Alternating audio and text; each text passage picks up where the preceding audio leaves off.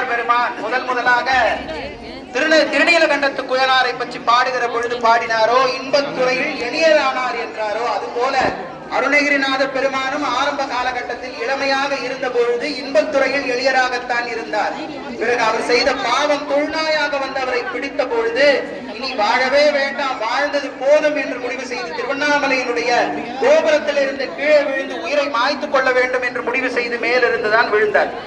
விழும் பொழுது தன்னையும் அறியாமல் தாங்க அவர் முருகான்னு சொன்னார். நம்மள மாதிரி தெரிஞ்செல்லாம் கூட சொல்லல. நாடி அவர் எத்தனையோ ஜென்மங்களுக்கு முன்பே செய்த அவருடைய பூஜா பலன் அவரை அந்த நேரத்தில் அவரை முருகா எனக்கூடிய நாமத்தை சொல்ல வச்சது.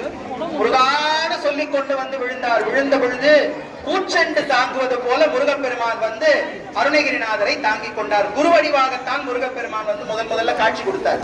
தன்னுடைய நிஜ ரூபத்தை காட்டுல காட்சி கொடுத்து அருணகிரி கோடி காகங்கள் கூடி நின்றார்.